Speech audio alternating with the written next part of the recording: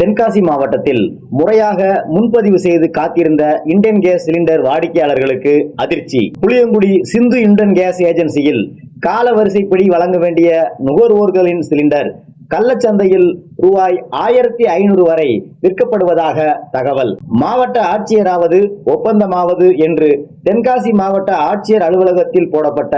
5 தரப்பு ஒப்பந்தத்தை மதிக்காமல் சம்பளம் தராமலே சம்பளம் தந்ததாக ஆவணப்படுத்த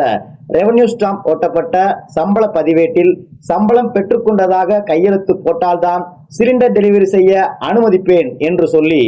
அந்த தொழிலாளர்களை சிலிண்டர் டெலிவரி செய்ய விடாமல் நுகர்வோரை கொளுத்தும் வெயிலில் பொதுவெளிக்கு வரச் செய்து அலைச்சல் ஏற்படுத்தி சமையல் எரிவாயு விதிகளுக்கு முரணாக சிலிண்டர் விற்பனை செய்த செய்தி புதிய தலைமுறை ஊடகத்தில் வெளிவந்த நிலையிலும் வங்கி மேலாளர் உதவியுடன் தொழிலாளர்களின் வங்கி கணக்கு புத்தகம், செக் புக், ஏடிஎம் அட்டை ஆகியவற்றை கைப்பற்றி நூதன ஊதிய திருட்டில் ஈடுபட்டு வந்த சிந்து கேஸ் நிர்வாகத்தின் மீது மாவட்ட காவல் கண்காணிப்பாளர் அலுவலகத்தில் புகார் மனு கொடுத்து காவல்துறை அறிவுரை வழங்கிய நிலையிலும் திருநெல்வேலி தொழிலாளர் உதவி ஆணையர் எழுத்து மூலம் அட்வைஸ் கொடுத்த நிலையிலும் எதனையும் மதிக்காத சிந்து கேஸ் நிர்வாகம் சமையல் எரிவாயு தட்டுப்பாட்டை காரணமாக வைத்து கள்ளச்சந்தையில் கொள்ளை சந்தையை அரங்கேற்றி வருவதுடன்